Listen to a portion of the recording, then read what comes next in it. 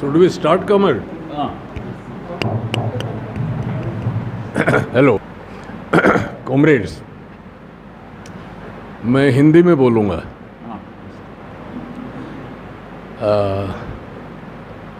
हमारा विशाल देश है और लैंग्वेज की प्रॉब्लम, भाषा की समस्या हमेशा ही हमारे बीच बनी रहती है।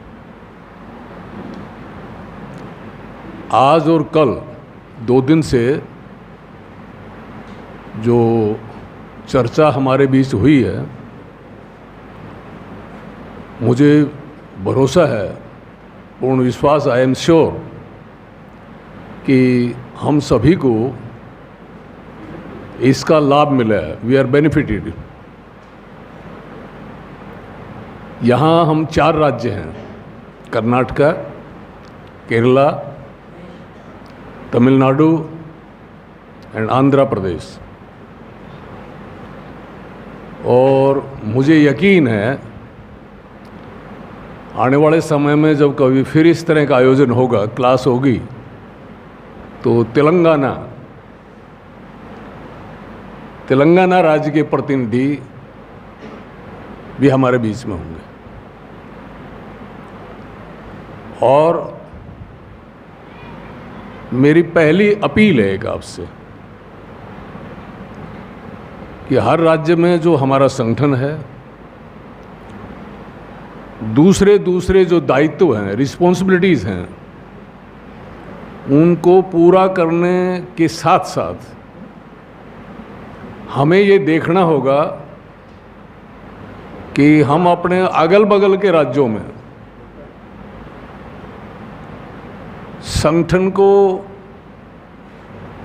खड़ा करने के लिए, नया सिरे से फैलाने के लिए, उनको हेल्प करने के लिए हम अपना रिस्पॉन्सिबिलिटी निभाएंगे। मैंने तेलंगाना का जिक्र किया, निश्चय ही हमारे आंध्र प्रदेश के साथियों की मदद के बिना या आप कर्नाटक राज्य की मदद के बिना तेलंगाना में संगठन को उभारना आसान नहीं होगा। साथ के साथ मैं अपील करता हूं कि ऑल इंडिया ऑर्गेनाइजेशन के लिए, कॉमरेड शंकर घोष की बात आपने सुनी कि हम तेजी के साथ एक सर्वभारतीय ताकतवर संगठन के रूप में उभर रहे हैं। तो इसमें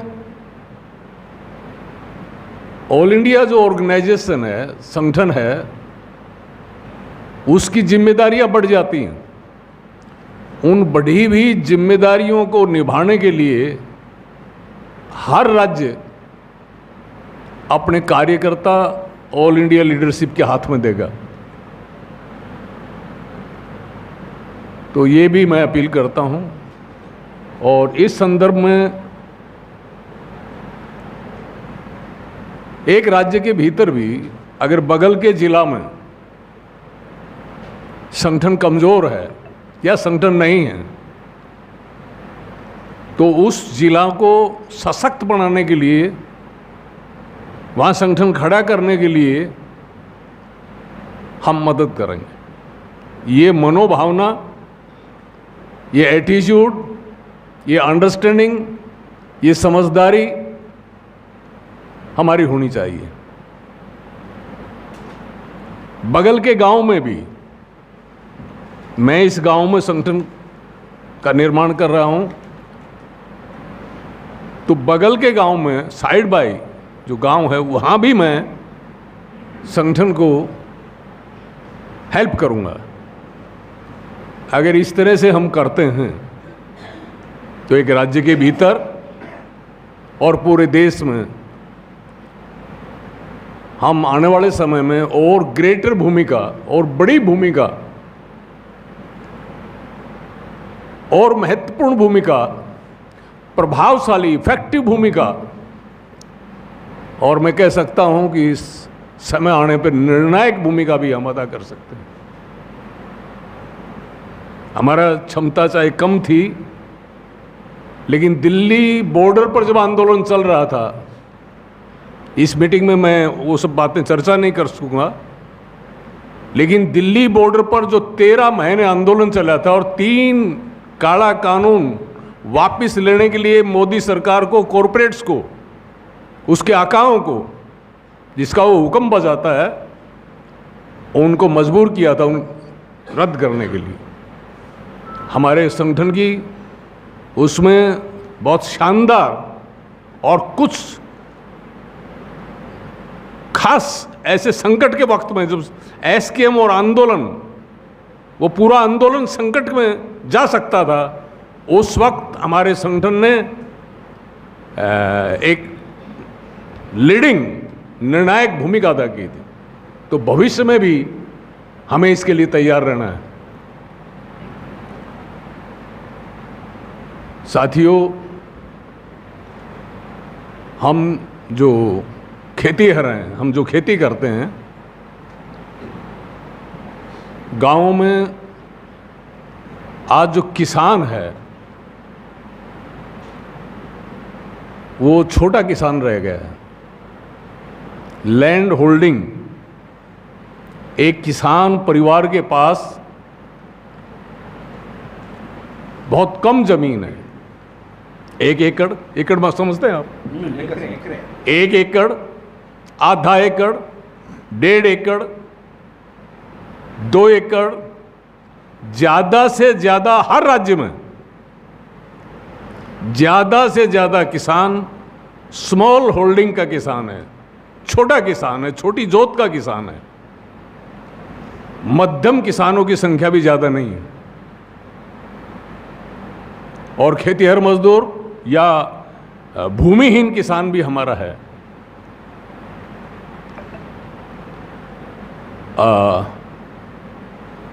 लेकिन यही एक बात मैं कहना चाहता हूं, आपके हाथ में जमीन कम हो या ज्यादा हो, अगर उसमें सिंचाई नहीं है, इरिगेशन सिस्टम नहीं है, नहर का हो, ट्यूबवेल से हो, पंपिंग सेट हो, या अबंडेंट बारिश, पर्याप्त मात्रा में बारिश हो, जो भी हो, अगर सिंचाई नहीं है तो जमीन का कोई मोल नहीं है।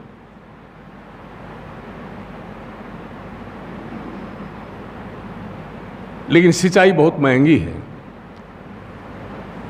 सिंचाई बहुत महंगी है। ज़्यादा से ज़्यादा इलेक्ट्रीफाइड ट्यूबवेल्स हैं, तो बिजली का रेट, बिजली का जो पंपिंग सेट, मशीन, उसके बिल बहुत कॉस्टली है। तो सिंचाई महंगी है। और एक बात समझने की है, हम किसानों के पास हमारी मेहनत के अलावा कुछ नहीं है। लेकिन खेती तो सिर्फ मेहनत से नहीं होती। अब आपको जमीन की जुताई करने के लिए आपको ट्रैक्टर का किराया चाहिए। ट्रैक्टर आपको हायर करना है, आपको किराया चाहिए। वो पैसा आपके हाथ में नहीं है। आपको लोन लेना होगा, आपको बीज लेना होगा। अब किसान के हाथ में अपना बीज नहीं है, बंद पैकेट, बंद थैली का बीज है, और उसके दाम बहुत हैं। तो आपको ये सभी चीज़ें लेनी होंगी। खेती करने से पहले आपके हाथ में ये, तो आपको कोऑपरेटिव सोसाइटी, बैंक या जहाँ से भी आपको दाम उठाना पड़ेगा, आपको लोन लेना पड़ेगा। ये जो चीज़ें हम खेती में इस्तेमाल करते हैं, जिसको हम इनपुट्स कहते हैं, कृषि उपयोगी चीज़ें, जिन चीज़ों की मदद से हम कृषि करते हैं, मशीनरी हो, फर्टिलाइज़र हो, बीज है, पेस्टिसाइड्स है, कीटाणुनाशक, ये सभी के सभी ये हमारे हाथ में नहीं है। इसको कौन कंट्रोल करता है? ये पैसे वाले बड़े पूंजीपति फर्टिलाइजर्स, बड़े बड़े कारखाने हैं, बड़ी पूंजी के मालिक हैं, वो फर्टिलाइजर को कंट्रोल करते हैं। बीज को मैंने जैसे जिक्र किया था 84%, 84% जो बीज हम इस्तेमाल कर रहे हैं उसको 3-4 कंपनी कंट्रोल करती हैं। ट्रैक्टर और जो कृषि के औजार हैं, इंप्लीमेंट्स हैं, ये सभी एक ही लफ्ज में जो इनपुट्स है, ये इनपुट्स को कंट्रोल करता है पूंजी का मालिक। और वो इनपुट्स के दाम लगातार बढ़ाते जाता है, सिर्फ महंगाई नहीं करता, लगातार बढ़ाते जाता है। तो हम इनपुट्स के लिए उसके ऊपर निर्भर हैं। इनपुट्स को खरीदने के लिए जो दाम चाहिए, हम बैंक पर या कोऑपरेटिव सोसाइटी पर, कहीं कहीं कोई साहूकार पर भी निर्भर है। हम वी डिपेंड्स अपॉन देम। और जो ये सब करके हमारे हाथ में जो फसल आती है, वो फसल तो ये जो सारा इनपुट हमने इस्तेमाल किया था, कॉस्ट ऑफ प्रोडक्शन, जो फसल पैदा करने के लिए हमने लागत लगाई है, इस लागत को रिपे करना है। जो हम उसको उस लागत को वापिस करना है, वो लागत को चुकाना है। तो we shall have to sell. हमें वो जो हमारे हाथ में फसल आई है, हमें वो मार्केट में ले जानी होगी, हमें मार्केट में बेचनी होगी। There is no other chance. और आज बहुत सारा किसान है जो आने वाली अगली फसल तक के लिए खाने की चीजें अपने पास नहीं रख सकता। यू हैव बैफलो, आप भैंस पालते हैं, आप गाय पालते हैं, आप दूध निकालते हैं, आप अपने बच्चे के लिए दूध नहीं रख सकते हैं। योर मोस्ट डियर, खूब प्यारा आपका गेस्ट आया है, दामाद आया घर में, आपको सारा का सारा दूध बेच देना पड़ता है। तो we have to, there is no other way. इसके अलावा आपके पास कोई उपाय नहीं है कि आप को सारी की सारी फसल, ज़्यादा फसल जो हम उपजाते हैं, चाहे हम अनाज उपजाते हैं, गेहूं या धान, चाहे हम सब्जी उगाते हैं, चाहे हम फल उगाते हैं, चाहे हम दूध पैदा करते हैं, हम जो भी पैदा करते हैं हमें को मार्केट में बेच देनी पड़ती है। अब ये मार्केट में खरीदता कौन है? Again this question. जैसे इनपुट्स किसको कौन कंट्रोल करता है, कौन खरीदता है? थोक व्यापारी, होलसेल मार्केट, एग्रो बिजनेस, जो कृषि में व्यापार करता है और जिसके पीछे बड़े बड़े बैंक हैं, बड़े बड़े बैंकों की पूंजी ये जो हमारे फसल को खरीदने वाले हैं उनके पीछे खड़ी है, उनके हाथों में आ जाती है। तो वो जो एक्सपोर्ट करते हैं हमारी फसल को खरीद के, इस देश की मार्केट में नहीं, दुनिया की मार्केट में एक्सपोर्ट करते हैं, और नहीं तो हमारे फसल को खरीद के जो फूड प्रोसेसिंग, जैसे आलू से चिप्स बनाते हैं और दूसरी चीज़ें बनाते हैं, टमाटर से चटनी बनाते हैं, तो फूड प्रोसेसिंग प्रोजेक्ट्स में जो लगाते हैं वो हमारी फसल को खरीदते हैं। हु दे आर, वो कौन है? फिर वो बड़ी पूंजी के मालिक हैं। कौन है? बड़ी पूंजी के मालिक हैं। और हम क्या बोते हैं खेत में? मैं अपने खेत में क्या बोऊंगा, मेरा हिंदी समझ रहे हैं आप? ये निर्णय मैं नहीं करता, ये निर्णय करना मेरे हाथ में नहीं है। आप किसान है ना, बैल को चलाता है ना, बैल को, तो बैल को कौन हाँकता है? किसान।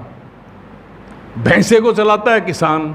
तांगे में घोड़े को कौन चलाता है? घोड़े का मालिक।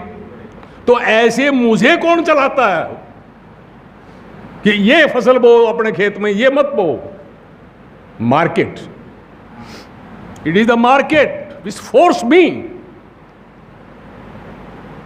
मार्केट में जिस तरह से चीजों के भाव उतार चढ़ाव ये जो हैं, मार्केट में जिस तरह से मांग है, ये मार्केट है जो कान पकड़ के मुझे कहती है ये चीज बो।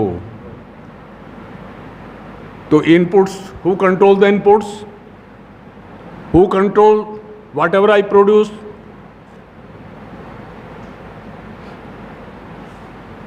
हु कंट्रोल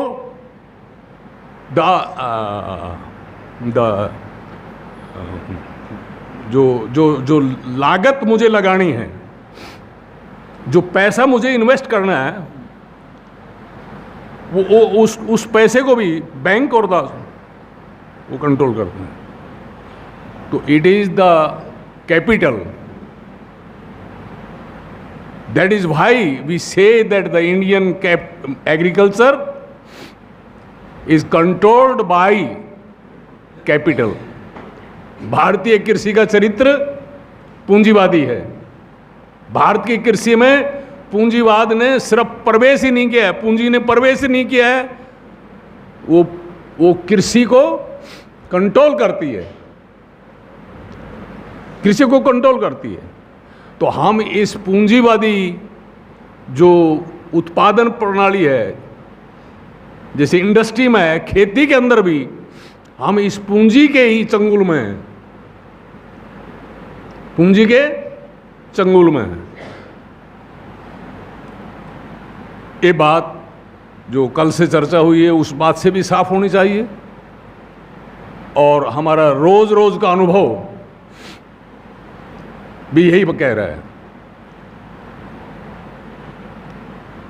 तो ही इज अवर एनिमी।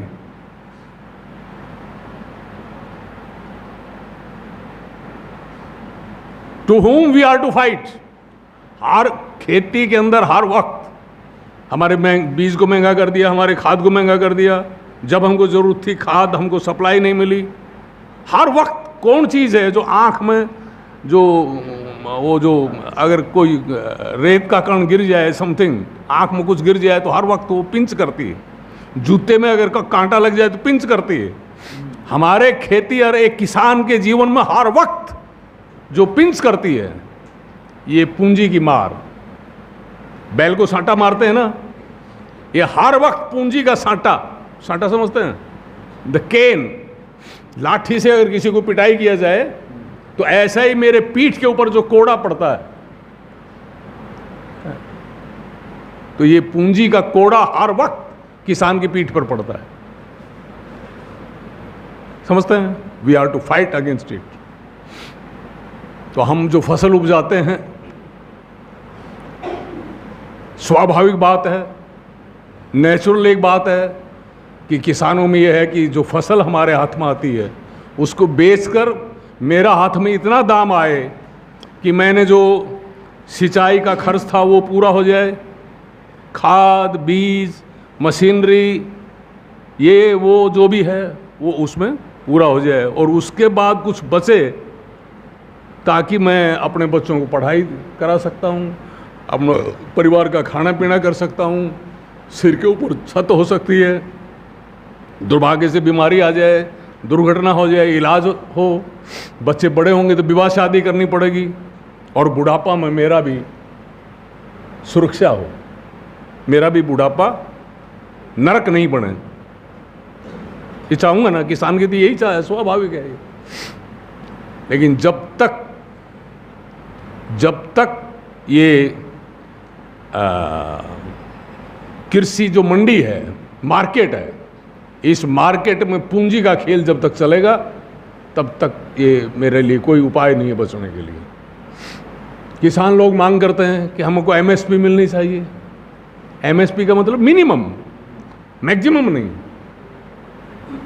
हमें मेरा फसल का उतना दाम तो मिले, न्यूनतम, कम से कम, minimum, so that I may survive.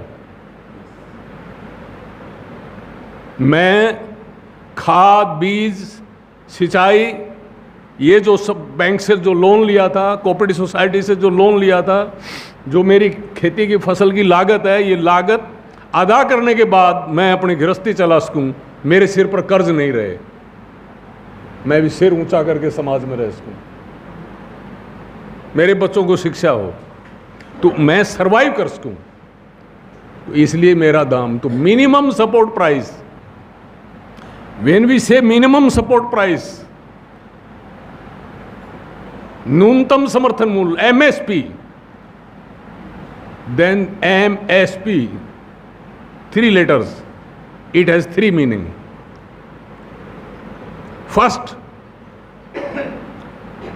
First कि मेरा जो दाम है ये कितना मिले।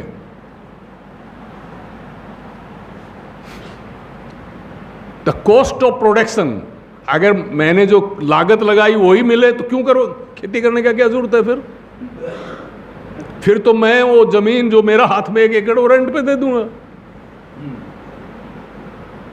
ऐसे धंधे में मैं क्यों पड़ूंगा जहां मुझे कर्ज ही कर्ज मेरे सिर पर पड़े, तो किसान छोड़ के भाग जाएगा। तो उसको लागत भी पूरी हो और उसके परिवार का गुजारा भी हो।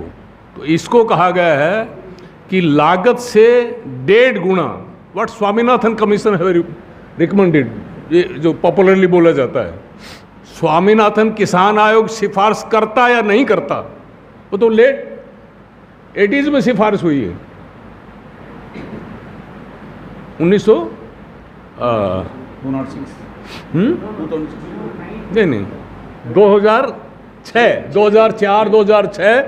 2006 तक। उससे पहले क्या स्वामीनाथन ने सिफारिश की थी? लेकिन किसान लंबे अरसे से यही तो मांग कर रहा है कि उसका जो फसल है उसका न्यूनतम समर्थन मिले, इतना मिले कि उसका जो कुछ उसने खर्च किया है, लागत लगाई, वो भी पूरी हो जाए और उसका परिवार भी गुजर बसर कर सके और अगली फसल के लिए फिर वो तैयारी करके काम में लग सके। तो देखिए, तो इसको कहा गया कि लागत से 1.5 गुना, 1.5 more than the cost of production. मेरा लागत 100 रुपये आई तो मुझे 150 रुपये मिलना चाहिए। वो पर क्विंटल कहिए आप या टोटल कहिए, तो 1.5 more than the cost of production मुझे मिलना चाहिए। C2 plus 50%, cost of production plus 50% more, for what? For the survival of the family. तो ये मुझे मिले, ये कभी नहीं मिलेगी। मांग करने से दुनिया में कुछ नहीं मिलता है। न्यूमेरिकल स्ट्रेंथ आपका जितना भी हो, आपको फोर्स करना होगा। ये जो एग्रो बिजनेस है, ये मंडी के अंदर जो व्यापारी है, ये जो बड़ी पूंजी वाला है, इसको बाहर करना होगा, भगाना होगा इसको।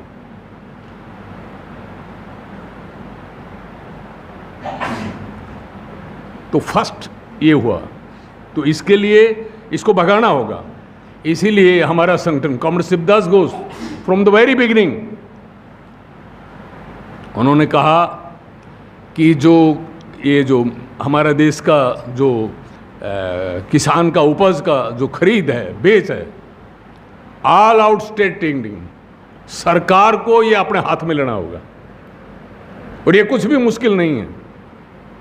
ये है कि कमीशन ने एक आर्टिकल आपके हाथ में दिया है, उस आर्टिकल में, उस लेख में बहुत अच्छे से साबित करके दिखाया है कि कैसे ये दिया जा सकता है।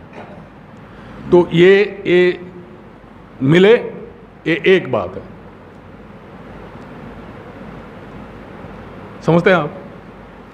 नंबर 2 बात है कि ये जो पीडीएस हमारा जो गांव में कहिए चाहे शहर में कहिए, सभी तो किसान नहीं है ना, सभी तो किसान नहीं है, सभी तो खेती नहीं करते। कितना % है?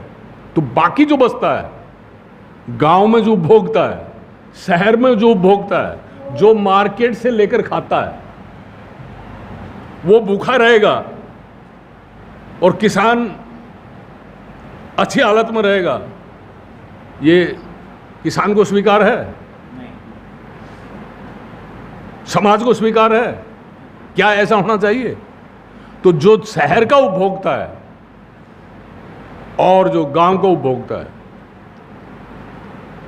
हमारा इंडस्ट्रियल वर्कर हो, हमारे दूसरे जो मेहनत का टाइलिंग लेबर, मेहनत का परिवार हो, गांव के भूमिहीन हो, उनको उनकी खरीद शक्ति के अंदर with in their purchasing power सरकार का दायित्व होगा, जिम्मेदारी होगी कि उनको सस्ते रेट के ऊपर प्रोवाइड करे, क्वालिटी राशन प्रोवाइड करे।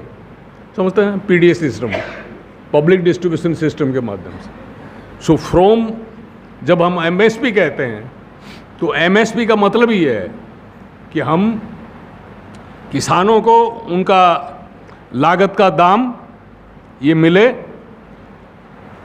और उसकी खरीद सरकार करे। मंडी वालों को, ये जो मंडी के जो पूंजी के मालिक हैं, उनको बाहर करना होगा। तो C2 + 50% सरकार खुद खरीद करे, गारंटी करे, ऐसा कानून बनाए। वो सरकार ने, वो जो कहते हैं ना, इस साल हमने ये एमएसपी का रेट डिक्लेयर किया, वो तो एक सरकार की एक कमेटी वो डिक्लेयर करती है। आप बायां चलो, देश में नियम है ना, हमारे देश में बायां चलो, यही है ना। तो ये नियम को कोई तोड़ता है? पूरा देश में व्यवस्था। तो ऐसे ही इसका एक वैधानिक एक उपाय होना चाहिए, कानून बने इसके लिए। और थर्ड है कि इसका जो खरीद कर, सरकार खरीद के क्या करेगी? कंज्यूमर्स, उपभोक्ता, उसको पब्लिक डिस्ट्रीब्यूशन सिस्टम इसके ऊपर दे। और लेकिन ये जब हम इसके लिए लड़ाई लड़ रहे हैं तो इसके साथ साथ बहुत सारे संकट हमारे सामने। अभी सरकार ले आई, बिजली का नया बिल ले आई, मैं उसमें नहीं जाऊंगा, आप समझते हैं। बिजली का उत्पादन, ट्रांसमिशन एंड डिस्ट्रीब्यूशन सारा प्राइवेट कंपनियों के हाथ में होगा। और गारंटीड, राष्ट्रपति हमारे देश का 16% उनको प्रॉफिट हो एटलीस्ट मिनिमम, ये गारंटी देके उनको ये देंगे। तो ये आ गया बिजली बिल। अगर ये 2003 से हमारे सिर के ऊपर है, बिजली सेवा नहीं, बिजली मुनाफे का कारोबार। बीज बिल आ गया। बीज है वो और भी गारंटीड रूप से कंपनियों के हाथ में चला जाए, और कुछ भी उपाय नहीं होगा किसान के लिए। वो उसको डिटेल से हम जाएंगे उसके अंदर, तो बड़ा खतरनाक है वो। और इसी तरह किसान की एक मांग है। अब किसान परिवार में जो रोजगार, किसान अगर 2 बेटा भी है, 2 संतान भी है, तो खेती में क्योंकि स्मॉल होल्डिंग है, गुजारा नहीं होता, तो रोजगार चाहिए। तो रोजगार गांव में नहीं है, तो रोजगार पैदा करने के लिए तो जो सरकार ने थोड़ा बहुत बंदोबस्त किया था, यानी कानून था मनरेगा, वो मनरेगा को बदल दिया है। उसका सिर्फ 2 पॉइंट मैं कहूँगा, बाकी आप पढ़ेंगे उसको। नंबर 1, वो कह रहे हैं कि 100 दिन हम काम देंगे, लेकिन उन्होंने तो कह दिया कि जब एग्रीकल्चर ऑपरेशन होगा, कटाई बुआई के काम होंगे, उस दौरान वो नहीं देंगे। तो 60 दिन तो बिल्कुल रोजगार नहीं देंगे। आज कटाई और बुआई यानी एग्रीकल्चरल ऑपरेशन ये सारे मशीन से होते हैं, हाथ से नहीं होते। ट्रेडिशनल पहले कटाई हाथ से होती थी, अब तो मशीन कटाई करती है। थ्रेसिंग अनाज निकालना वो भी मशीन से होता है। तो सारे के सारे काम एग्रीकल्चर के, कृषि के मशीन से होते हैं। तो लैंडलेस जो लेबर है, एग्रीकल्चर वर्कर, उसको खेती में काम कहाँ है? इसलिए ये दूसरा, पहले मनरेगा की जो कॉस्ट है 90% सेंट्रल गवर्नमेंट देती थी, 10% स्टेट गवर्नमेंट देती थी।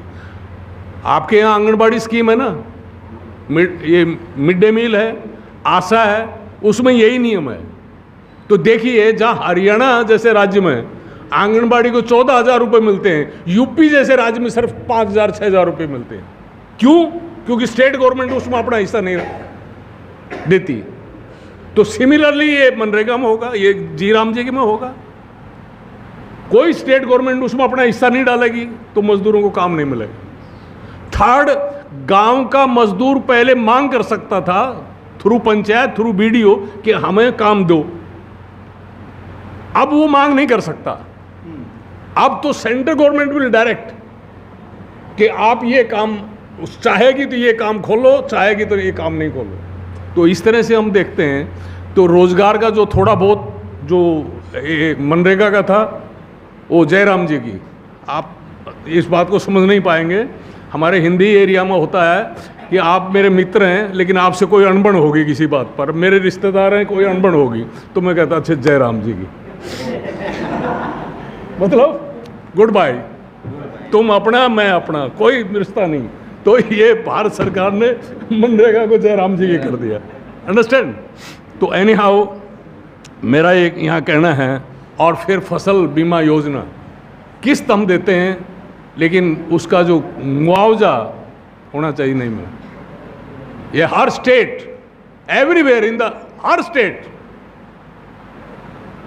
फसल बर्बाद हो जाती हैं, चाहे फ्लड से हो, चाहे सूखा से हो, चाहे कीड़ा लगने से हो, कोई बीमारी लग जाने से हो, किसी कारण से भी हो, लेकिन कोई उसका मुआवजा नहीं मिलता है।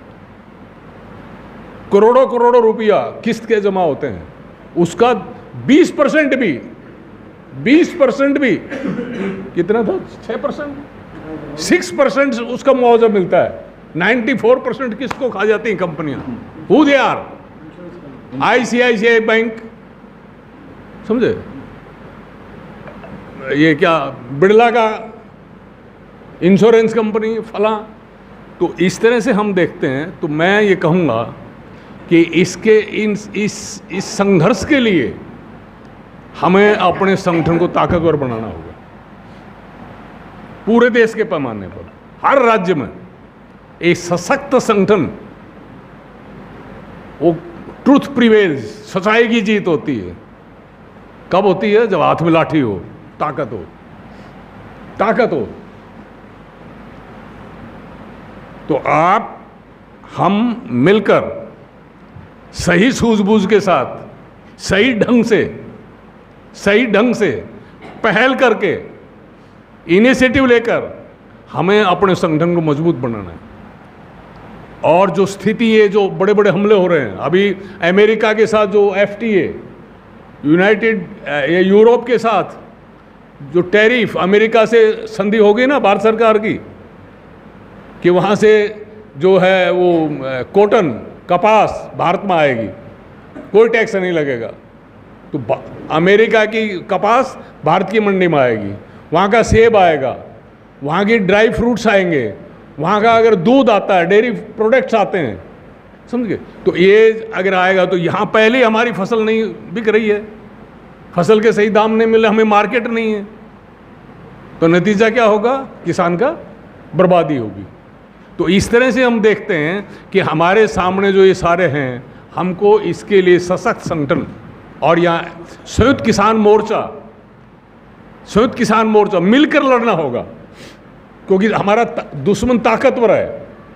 तो जिस तरह से 3 काले कानूनों को हमने रद्द कराया, इसी तरह से ये इस सब को MSP के लिए कर्जा माफ़ी के लिए, और ये जो सारे हमले हमारे ऊपर आ रहे हैं, इन हमलों को वापस कराने के लिए, परास्त करने के लिए, सरकार की नीतियों को विफल करने के लिए, सरकार को पीछे हटा देने के लिए, पूंजीपतियों को पीछे हटा देने के लिए हमको एसकेएम के अंदर अपनी भूमिका दे। एसकेएम कौन है? Who is SKM? ये हमें सोचना होगा। मैं हूं एसकेएम, एआई के केम इज एसकेएम। अगर ये सोच नहीं होगी, आप हंसी मत इस बात को, आप इस तरह से मत सोचिए कि ये हम अपने आप को अपनी पीठ थप। एसकेएम कौन है? एसकेएम एक प्लेटफॉर्म है, एसकेएम एक मंच है जो इसमें सूझबूझ के साथ, हिम्मत के साथ आगे आकर किसानों की लड़ाई में, जो कामड़ कह रहे थे कि किसान जब संकट पड़ेगा, आग लगी हुई है, जो बुझाने के लिए आएगा वही तो, जो नहीं आएगा शरीफ आदमी है, बड़ा अच्छा आदमी है, उसका क्या भूमिका है? तो हमको सशक्त ढंग से पहल करके, तो एसकेएम कौन है? एसकेएम मैं हूं, एसकेएम हम हैं, एसकेएम ये आई के में। तो हमें जो आप 4 राज्य हैं, ऑल इंडिया प्लेन पर भी है, इसको कैसे हमने अपनी भूमिका को सशक्त बनाना है, और अपने अपने राज्य में हमको कोई बुलाएगा तब हम जाएंगे। इसका मायने क्या है? कि someone is leading me, someone is leading my organization, someone is leading SKM, not me. हमें एसकेएम में अपनी भूमिका, लीडिंग भूमिका पहल करके ये करनी है, और साथ के साथ अपने संगठन को गांव स्तर के ऊपर लड़ने के लिए ताकत चाहिए। ये ताकत का मतलब क्या है? ताकत का मतलब संगठन हर जगह फैला हुआ है, हर जगह सक्रिय है, हर जगह सशक्त है, कैपेबल है। तो हमको लड़ना है, जीतना है। जो नारा उठा था ना दिल्ली बॉर्डरों से, लड़ेंगे जीतेंगे, we will fight we win. तो फॉर दैट हमें अपने को ताकतवर बनाना है। हर जो मेंबरशिप, गांव इकाई, ब्लॉक, जिला, ये फॉर्मली नहीं, सचमुच एक फाइटिंग। आपने देखा है, एक गांव भी अगर खड़ा हो जाए, कुछ क्लस्टर ऑफ विलेजेस खड़ा हो जाए, और एआई के एकेएमएस ने एसकेएम बनने से पहले भी बहुत सारी, मान लो नंदीग्राम, सिंगूर, आप भी खुद कर्नाटक राज्य में भी, तमिलनाडु में जिस तरह से अभी बड़ी तेजी के साथ जो साथी हिम्मत के साथ उठ रहे हैं, आंध्र प्रदेश में गिरीश अभी क्या वो जो जमीन के लेकर जो लड़ाई लड़े, जमीन को लेकर। तो इस तरह से हम हिम्मत के साथ अगर आगे बढ़ेंगे तो किसान का भविष्य, किसान का भविष्य हमारे उसको हम सिक्योर कर सकते हैं। उस भविष्य के जरूरत के हिसाब से हम अपने को पेश कर सकते हैं। इतना ही कह के मैं अपनी बात ख़त्म करूँगा। इंकलाब जिंदाबाद, एआई के केमिस्ट जिंदाबाद, कामरेड शिवदास घोष, लाल सलाम।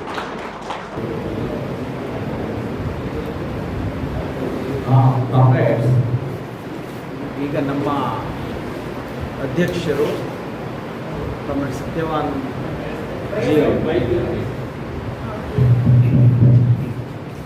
ಈಗ ನಮ್ಮ ಅಧ್ಯಕ್ಷರು ಕಾಮರೇಡ್ ಸತ್ಯವಾನ್ ಜಿ ಅವರು ಮಾತನಾಡಿದ್ರು, ಹಿಂದಿನಲ್ಲಿ ಮಾತನಾಡಿದ್ರು, ಅದನ್ನ ನಾನು ಇಲ್ಲಿ ರಿಪ್ಲೇಸ್ ಮಾಡ್ತಾ ಇದ್ದೀನಿ. ಈಗ ನಮ್ಮ ಅವರು ಪ್ರಾರಂಭದಲ್ಲಿ ಹೇಳಿದ್ರು ಭಾಷಾ ಸಮಸ್ಯೆ ಇದೆ, ನಮ್ಮ ದೇಶದೊಳಗೆ ಹಲವಾರು ಭಾಷೆಗಳಿದ್ದಾವೆ. ಈಗ ನಮಗೆ ಎಲ್ಲ ಭಾಷೆಗಳು ನಮಗೆ ಬರೋದಿಲ್ಲ, ಅದನ್ನು ನಾವು ನಮ್ಮ ವಿರೋಧ ಭಾಷೆಯಲ್ಲಿ ಮಾತನಾಡ್ತೀವಿ. ಇದನ್ನು ನೀವು ಅರ್ಥ ಮಾಡ್ಕೋಬೇಕು. ನೀವು ನಿಮ್ಮ ಭಾಷೆ ನಮಗೆ ಬರಲ್ಲ, ನಮ್ಮ ಭಾಷೆ ನಿಮಗೆ ಬರಲ್ಲ, ಬಟ್ ಇದನ್ನು ನಾವು ಅರ್ಥ ಮಾಡ್ಕೋಬೇಕು ಅಂತ ಹೇಳಿ ಪ್ರಾರಂಭದಲ್ಲಿ ಹೇಳಿದರು. ಅದನ್ನ ಹೇಳಿದವರು ಪ್ರತಿ ರಾಜ್ಯದಲ್ಲಿ, ಎಲ್ಲ ರಾಜ್ಯಗಳಲ್ಲಿ ನಮ್ಮ ಸಂಘಟನೆ ಇದೆ. ಈಗ ಇಲ್ಲೇ ಸೌತ್ ಇಂಡಿಯಾದಲ್ಲಿ ದಕ್ಷಿಣ ಭಾರತದ 4 ರಾಜ್ಯಗಳು ಸೇರಿದೆ. ಕರ್ನಾಟಕ, ಕೇರಳ, ತಮಿಳುನಾಡು, ಆಂಧ್ರ ಪ್ರದೇಶ.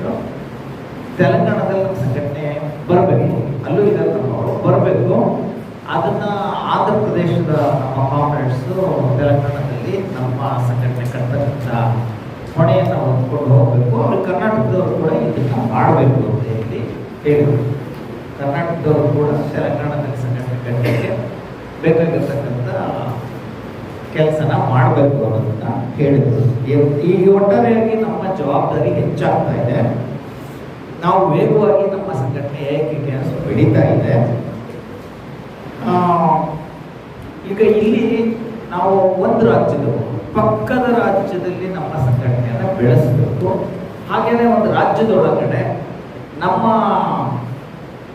ಒಂದು ಜಿಲ್ಲೆಯು ಪಕ್ಕದ ಜಿಲ್ಲೆಯಲ್ಲಿ ನಮ್ಮ ಸಂಘಟನೆ KKMS ನಾವು ಕಟ್ಟಬೇಕು, ಬೆಳೆಸಬೇಕು. ಪಕ್ಕದ ಜಿಲ್ಲೆ ರೈತರ ನಡುವೆ ನಾವು ಹೋಗ್ಬಿಟ್ಟು ನಾವು KKMS ಪಕ್ಕದ ಜಿಲ್ಲೆಯಲ್ಲಿ ಕಟ್ಟಬೇಕು. ಒಂದು ಜಿಲ್ಲೆಯವರು ಇನ್ನೊಂದು ಜಿಲ್ಲೆಯಲ್ಲಿ ಹೋಗಿ ಸಂಘಟನೆ ಕಟ್ಟಬೇಕು. ಹಾಗೆ ಒಂದು ಪಟ್ಟಣದವರು, ಒಂದು ಹಳ್ಳಿಯವರು ಪಕ್ಕದ ಹಳ್ಳಿಗೆ ಹೋಗ್ಬಿಟ್ಟು ಸಂಘಟನೆಯನ್ನ ಕಟ್ಟಬೇಕು. ಆ ರೀತಿ ನಾವು KKMS ಕಟ್ಟಿದ್ರೆ ಇಡೀ ದೇಶದಲ್ಲಿ ನಿರ್ಣಾಯಕವಾಗಿ ಸಂಘಟನೆ ಬೆಳೆಯುತ್ತೆ. ಇಲ್ಲದ್ರೆ ಸಂಘಟನೆ ಬೆಳೆಯೋದಕ್ಕೆ ಆಗಲ್ಲ. ಇದನ್ನ ಹೇಳಿದ್ರು. ನಾವೆಲ್ಲ ಕಡೆ ನಾವು ಸಂಘಟನೆ ಕಟ್ಟಬೇಕು, ಆ ನಿಟ್ಟಿನಲ್ಲಿ ನಾವು ಯೋಚನೆ ಮಾಡಬೇಕು ಅಂತ ಹೇಳಿದರು. ಅದಾದ್ಮೇಲೆ ಅವರು ದೆಹಲಿಯ ಗಡಿಯಲ್ಲಿ 3 ಕರಾಳ ಕೃಷಿ ಕಾಯ್ದೆಗಳ ವಿರುದ್ಧ ನಾವೇನು ಚಳುವಳಿಯನ್ನ ಮಾಡಿದ್ವಿ, ಅವರ ವಿರುದ್ಧ ಹೋರಾಟ ನಾವು ಮಾಡಿದಾಗ ಆ ಚಳುವಳಿಯಲ್ಲಿ ನಾವು KKMSಯಿಂದ ನಾವು ನೇತಾರ ಪಾತ್ರವನ್ನು ನಿರ್ವಹಿಸಿದ್ವಿ ನಾವು. ಇಲ್ಲಿ ನಾವು KKMS ಸಂಘಟನೆ ಮಾಡಬೇಕಾದ್ರೆ ಸಣ್ಣ ರೈತರು, ಅಂದ್ರೆ 1/2 ಎಕರೆ, 1 ಎಕರೆ, 2 ಎಕರೆ ಭೂಮಿ ಹೊಂದಿರತಕ್ಕಂಥ ಸಣ್ಣ ರೈತರು, ಕೃಷಿ ಕಾರ್ಮಿಕರು, ಇವನ್ ಮಧ್ಯಮ ರೈತರು, ಅಂದ್ರೆ ಒಟ್ಟು ಸಣ್ಣ ಹಿಡುವಳಿದಾರರು, ಮಧ್ಯಮ ರೈತರು ಹೆಚ್ಚಿನ ಸಂಖ್ಯೆಯಲ್ಲಿದ್ದಾರೆ. ಭೂಹೀನ ಕಾರ್ಮಿಕರಿದ್ದಾರೆ. ಇವರೆಲ್ಲರೂ ಕೂಡ ನಾವು ಸಂಘಟಿಸಿದ್ದೇವೆ. ನೀರಾವರಿ ಇಲ್ಲದೆ ಇರತಕ್ಕಂಥ ಪ್ರದೇಶದಲ್ಲಿ, ನೀರಾವರಿ ಇರ್ತಕ್ಕಂಥ ಪ್ರದೇಶದಲ್ಲಿ ಎಲ್ಲ ಕಡೆ ನಾವು ಸಂಘಟನೆ ಕಟ್ಟಬೇಕು. ಇಲ್ಲಿ ಇತ್ತೀಚೆಗೆ ನೀರಾವರಿ ಇಲ್ಲದೆ ಬೇಕು ಅಂತ ಹೇಳಿ ನಾವು ಪಂಪ್ ಸೆಟ್ಗಳನ್ನು ಉಪಯೋಗಿಸ್ತಕ್ಕಂಥ, ಅಂದರೆ ಎಲೆಕ್ಟ್ರಿಸಿಟಿ ಬಿಲ್ ಕಟ್ಟಬೇಕಾಗುತ್ತೆ. ಎಲೆಕ್ಟ್ರಿಸಿಟಿ ಬಿಲ್ ಅಂತ ಹೇಳಿದ್ರೆ ಅದು ತುಂಬಾ ದುಬಾರಿ, ಸಿಕ್ಕಾಪಟ್ಟೆ ದುಬಾರಿ ಆಗ್ಬಿಟ್ಟಿದೆ ಎಲೆಕ್ಟ್ರಿಸಿಟಿ ಬಿಲ್ಲು. ಅದನ್ನ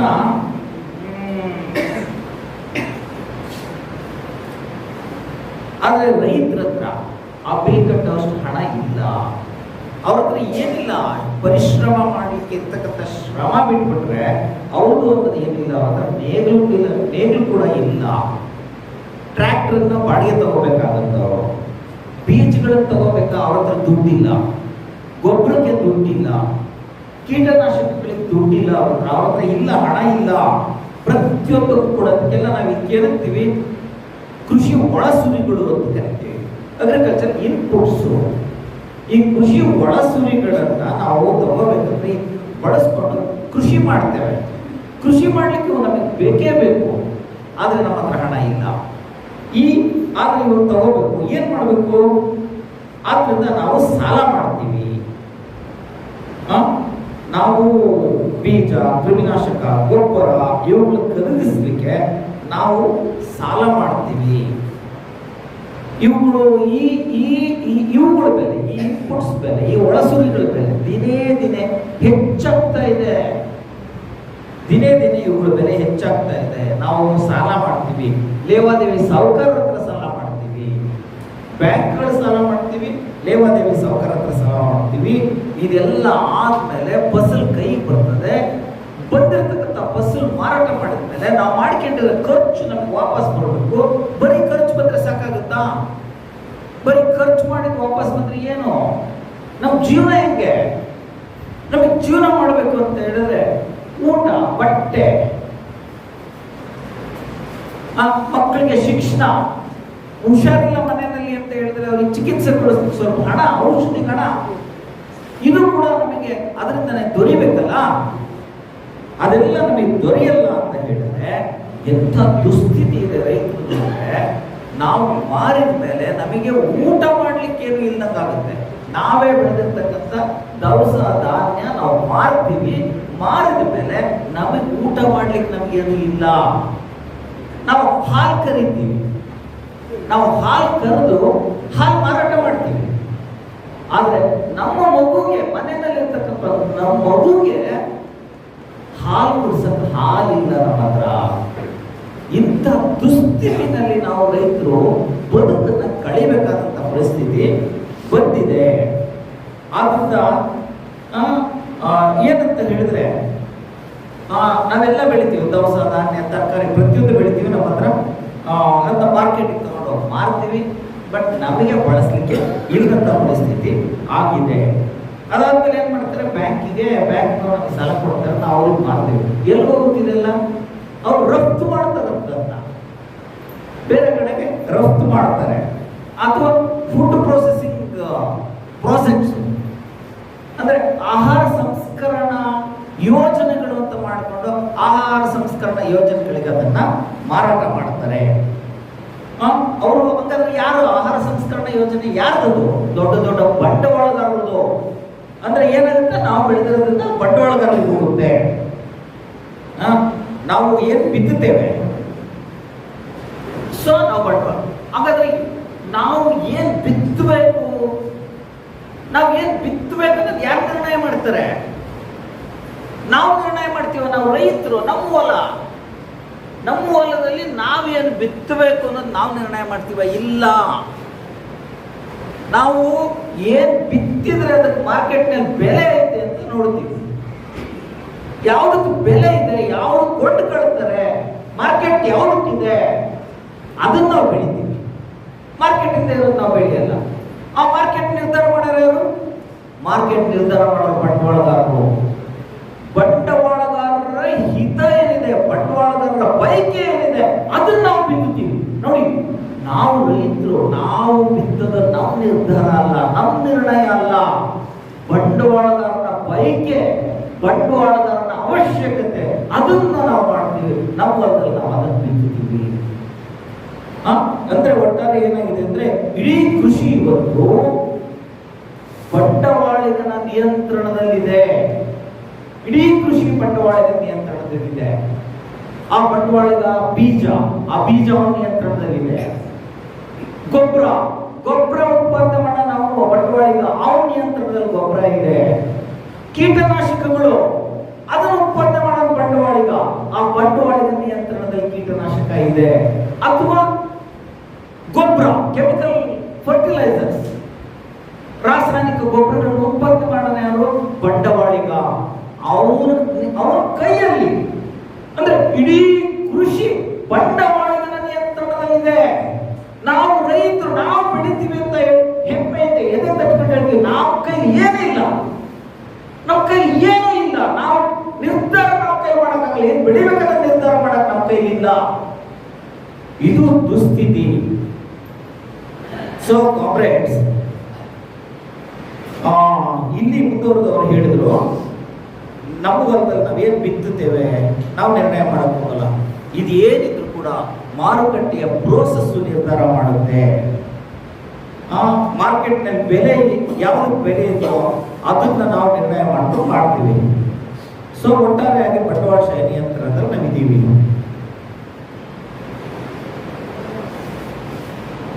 ಸೊ ಆದ್ರಿಂದ ಕಾಮ್ರೇಡ್ಸ್, ನಾವೀಗ ಇದನ್ನ ಫೈಟ್ ಮಾಡಬೇಕು, ಇದ್ರ ವಿರುದ್ಧ ಹೋರಾಟ ಮಾಡಬೇಕು.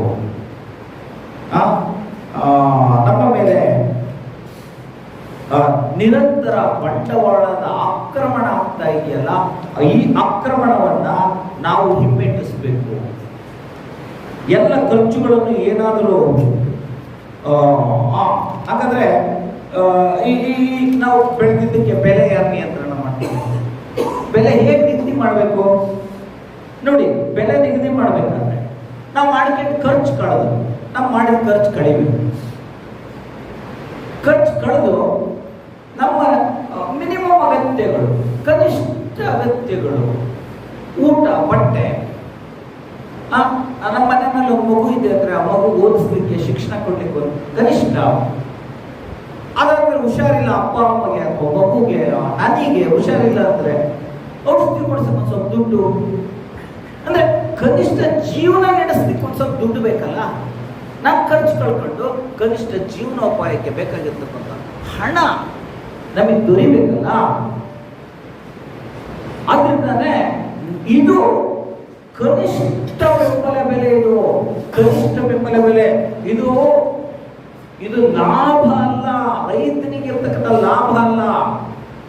ಇದನ್ನ 2006ನೇ ಇಸ್ವಿಯಷ್ಟೊತ್ತಿಗೆ ಸ್ವಾಮಿನಾಥನ್ ಅಂತ ಹೇಳಿ ಒಬ್ಬ ಕೃಷಿ ತಜ್ಞರು ಆಯೋಗ ರಚನೆ ಮಾಡಿದ್ರು, ಕೇಂದ್ರ ಸರ್ಕಾರ ರಚನೆ ಮಾಡಿದ್ದು. ಅವರು ಹೇಳಿದ್ದಾರೆ ರೈತರಿಗೆ ಮಾಡ್ಕೊಂಡು ಖರ್ಚು ಕಳೆದು ಅದ್ರ ಮೇಲೆ 50% ಲಾಭ ಬರಬೇಕು.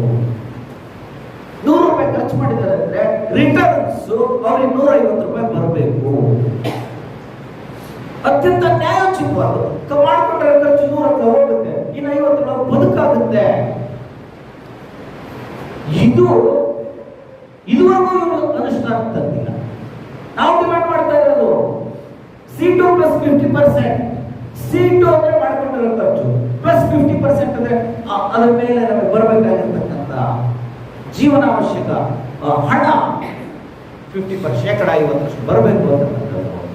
ಇದನ್ನ ನಮಗೆ ಇನ್ನೂ ಕೂಡ ಕೊಡ್ತಾ ಇಲ್ಲ. ಇಲ್ಲಿ ಇದು ಆಗಬೇಕು.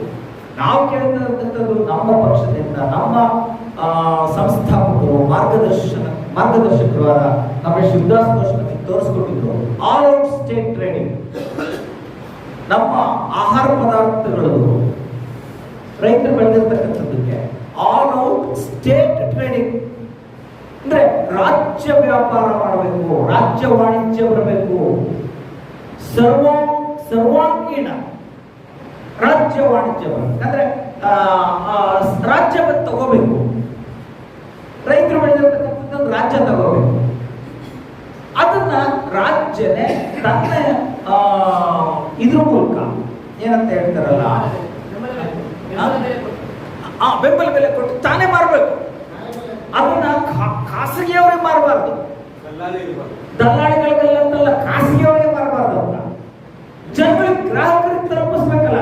ಈಗ ಇಲ್ಲೊಂದು ಪ್ರಶ್ನೆ ಇದೆ, ಏನಂದ್ರೆ ನಾವು ರೈತರು ಬೆಳಿತೀವಿ, ನಮಗೆ ಊಟ ಬಟ್ಟೆ ನಾವು ಇರೋದನ್ನ ಉಳಿಸ್ಕೊಂಡು ಮಾರ್ತೀವಿ ಅಂದ್ಕೊಳ್ಳಿ, ನಮ್ಮ ಜೀವನ ಏನಾಗ್ತದೆ. ಬಟ್ ಗ್ರಾಹಕರಿದಾರಲ್ಲ ನಗರದಲ್ಲಿ, ಪಟ್ಟಣಗಳಲ್ಲಿ, ಅವ್ರಿಗೆ ಮತ್ತೆ ಊಟ ಬೇಕಲ್ಲ, ಅವ್ರಿಗೆ ಅಕ್ಕಿ ಬೇಕಲ್ಲ, ಬೇಳೆ ಬೇಕಲ್ಲ, ಜೋಳ ಬೇಕಲ್ಲ, ಅವ್ರಿಗೆ ಹೇಗೆ ಮತ್ತೆ ದವಸ ಧಾನ್ಯ ಬೇಕು, ತರಕಾರಿ ಬೇಕು, ಅವ್ರಿಗೆ ಹೇಗೆ ಅವ್ರಿಗೂ ತಲುಪಬೇಕಲ್ಲ. ಅವ್ರಿಗೂ ಜೀವನ ಯೋಗ್ಯವೇ ಮಾರುಕಟ್ಟೆ ದರದಲ್ಲಿ ಸಿಗ್ಬೇಕಲ್ಲ, ಕೊಟ್ಕೊಳ್ತಕ್ಕಂಥ ಮಾರುಕಟ್ಟೆ ದರದಲ್ಲಿ ಸಿಗ್ಬೇಕಲ್ಲ. ಆಗ ಸರ್ಕಾರವೇ ಅದನ್ನು ಮಾಡಿದ್ರೆ ಬರ್ತದೆ, ರಾಜ್ಯ ಯಂತ್ರವೇ ಅದನ್ನ ಕೈಗೆತ್ತಿಕೊಂಡು ಮಾಡಿದ್ರೆ ಆಗುತ್ತೆ. ಆದ್ರಿಂದ ಆಲ್ ಔಟ್ ಸ್ಟೇಟ್ ಟ್ರೇಡಿಂಗ್ ಬರಬೇಕು. ಇದನ್ನ ನಾವು ಡಿಮ್ಯಾಂಡ್ ಮಾಡ್ತಾ ಇದ್ದೀವಿ. ಸರ್ಕಾರ ಒಪ್ಪೋದಿಲ್ಲ ಇಲ್ಲ.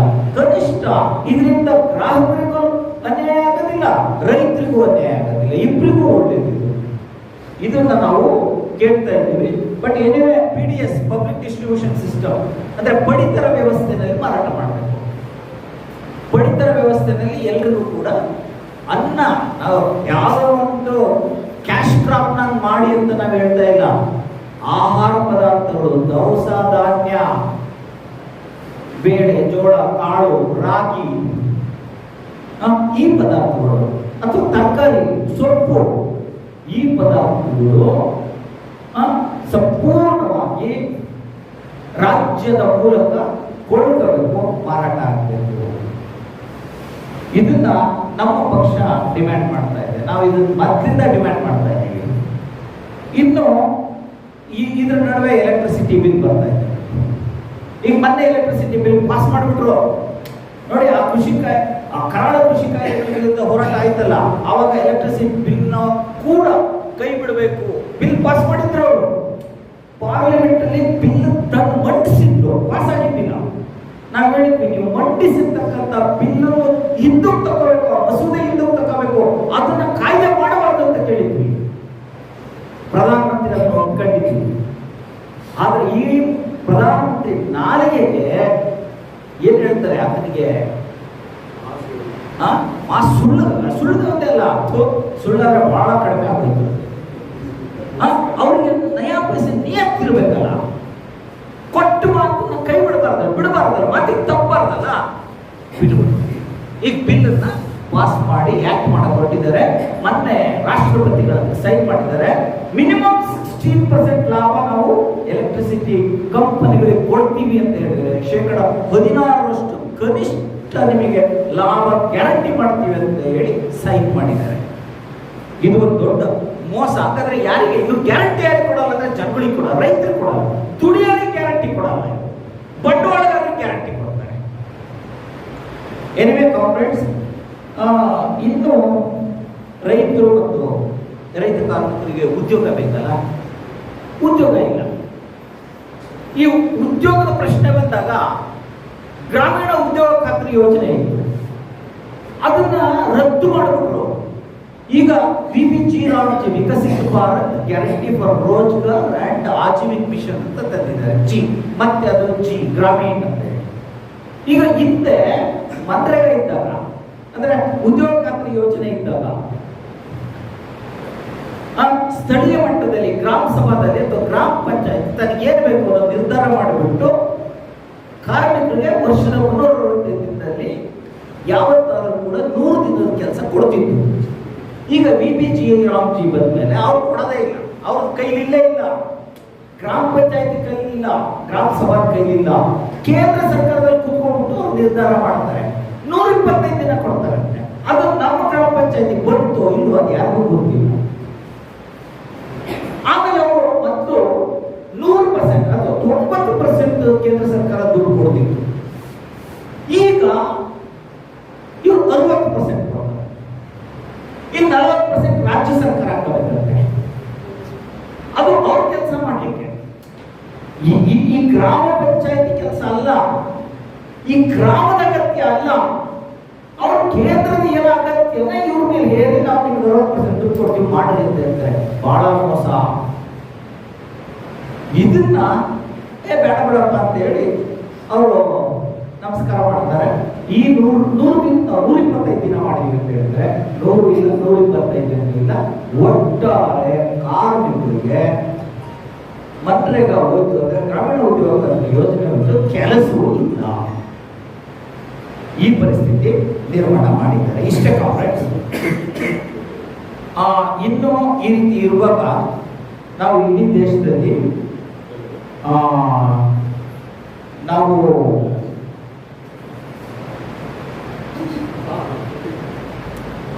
ನಮ್ಮ ಸಂಘಟನೆ ನಾವು ಬಲಗೊಳಿಸ್ಕೋಬೇಕು, ನಾವು ಬಲಿಷ್ಠವಾಗಿ ಸಂಘಟನೆ ಕಟ್ಟಬೇಕು. ಆ ದಿನಗಳು ನಮ್ಗೆ ಹತ್ರ ಬಂದಿದ್ದಾವೆ, ಬರಬೇಕಾಗಿದೆ. ನಾವು SKM ನ ಬಲಪಡಿಸ್ಬೇಕು. SKM ಬೇರೆ ಯಾವ ಸಂಘಟನೆ ಅಲ್ಲ, ಮತ್ತು ಅದನ್ನ ಅರ್ಥ ಮಾಡ್ಕೊಳ್ಳಿ. SKM ಒಂದು ಪ್ಲಾಟ್ಫಾರ್ಮು. SKM ಯಾರು ಅಂದ್ರೆ ನಮ್ದು. SKM ಅಂದ್ರೆ ಸಂಯುಕ್ತ ಕಿಸಾನ್ ಮೋರ್ಚಾ ಯಾರ್ದದು? ಅದು ನಮ್ದದು, ನಮ್ಮ ಸಂಘಟನೆ ಅದು. ನಾವು ಅದರೊಳಗಡೆ ನೇತೃತ್ವ ವಹಿಸ್ಬಿಟ್ಟು ಕೆಲಸ ಮಾಡಿದ್ರೆ ಇನ್ಯಾರ್ದೋ ನೇತೃತ್ವಕ್ಕೆ ಹೋಗ್ಬಿಡುತ್ತೆ ಆ ಸಂಘಟನೆ. ನಾವು ಅದನ್ನ ಗಮನದಲ್ಲಿಟ್ಕೊಂಡು ಜ್ಞಾಪಕದಲ್ಲಿಟ್ಕೊಂಡು SKM ಒಳಗಡೆ ನಾವು ಕಾರ್ಯತತ್ಪರರಾಗಿ ಕೆಲಸ ಮಾಡಬೇಕು ಅಂತ ಹೇಳಿ ಈ ಸಂದರ್ಭದಲ್ಲಿ ನಾವು ಬಲಿಷ್ಠವಾಗಿ ಹೋರಾಟವನ್ನು ಕಟ್ಟಬೇಕು. ನಾವು ಹೋರಾಟ ಮಾಡಿದರೆ ನಾವು ಗೆದ್ದೇ ಗೆಲ್ತೀವಿ, ಇದು ನಮ್ಮ ಜವಾಬ್ದಾರಿ, ನಾವು ಮಾಡಬೇಕು ಅಂತ ಹೇಳ್ತಾ ನಮ್ಮೆಲ್ಲರಿಗೂ ಕೂಡ ಕರೆ ನೀಡಿ ಸತ್ಯವಾದಿಯವರು ತಮ್ಮ ಮಾತುಗಳನ್ನ ಮುಗಿಸಿದ್ರು. ಹೇಗೆ ಜಿಂದಾಬಾದ್, ಇನ್ಕ್ವಿಲಾಬ್ ಜಿಂದಾಬಾದ್.